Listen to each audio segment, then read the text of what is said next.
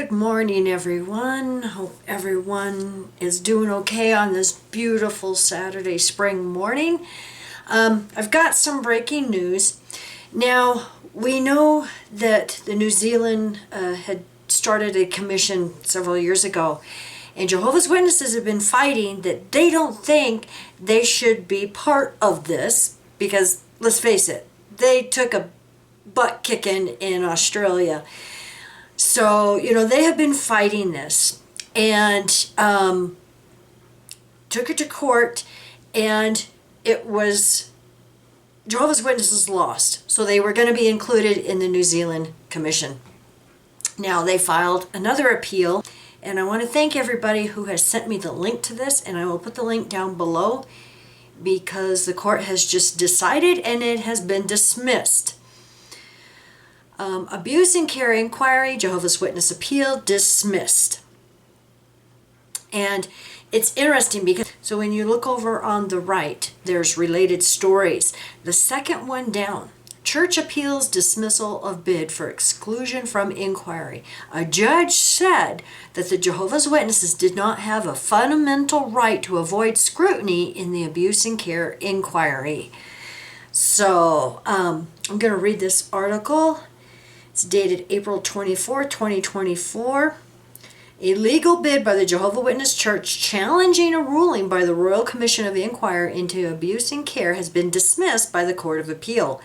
At the Wellington Court in March, the church appealed a High Court ruling that dismissed its claim to be excluded from the investigation. And we know why they're trying to get excluded from these investigations. Because then, look at all that comes out of the abuse and how they do not protect kids. Lawyer Sarah Gerbine disputed the decision to broaden the scope of the inquiry from institutional care to trust-based relationships. She said the amendment was unlawful because it went beyond the original purpose of the inquiry. Yeah, because then the inquiry started finding out from survivors of what was really going on and how Jehovah's Witnesses have been trying to keep this secret for decades. Yeah, this all came out in the Australian Royal Commission.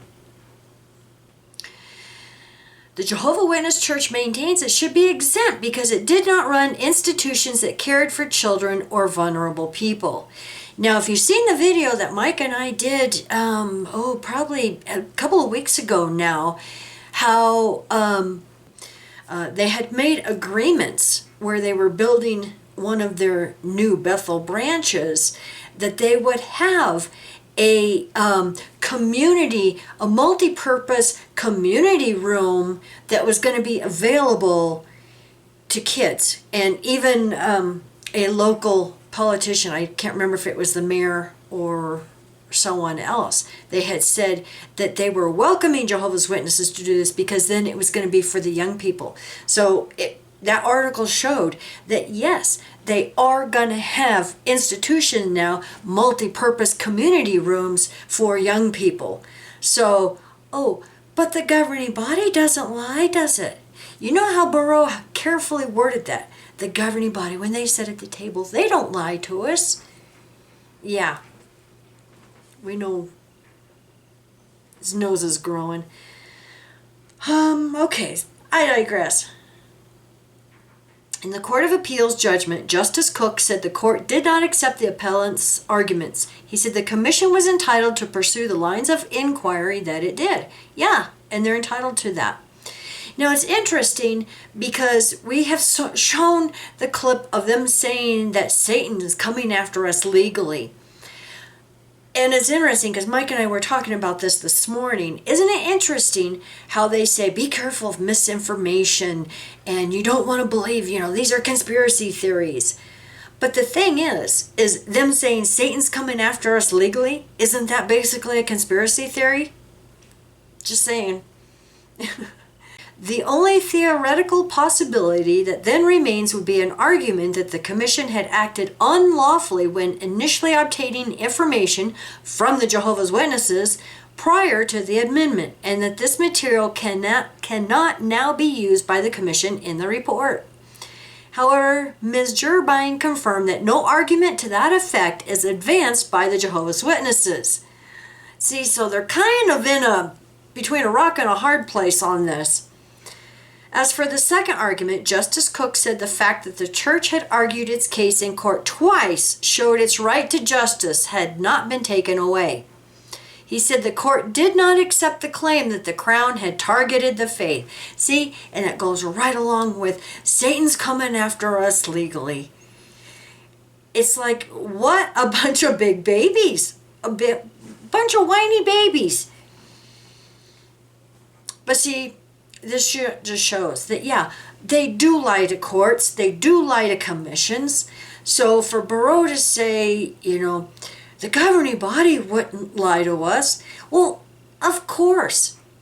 See, and you also have the lying by omission, because if they don't have this on their website and telling their members of what's going on with this and tell half-truths and lies about, well, look at the Norway case. The unconstitutional, they won't give us our federal grants when all these other religions do. Tell you, all the duct tape in the world just cannot fix this kind of stupid. The argument has been dismissed and the church must pay the government the cost for a standard appeal. So, good. I hope they have to pay lawyers, legal fees, all of that. Interesting. See, and the thing is like we've covered before, in Norway, especially that trial, look at how many hundreds of thousands, probably even over $1 million now, they had to pay in legal fees. Watchtower had to pay in legal fees. But see, they won't tell the donating members that either. Mike's mom, doesn't have a clue of what they're using their donations on. Yeah. I wish they would talk to us, because then we would tell them, look, all these legal fees and court cases, that is where the majority of your money is going. This is why they don't have money to print up a gazillion copies of their literature anymore. Doesn't take a rocket scientist. So thank you so much for watching, everyone, and I hope you have a wonderful weekend. Bye.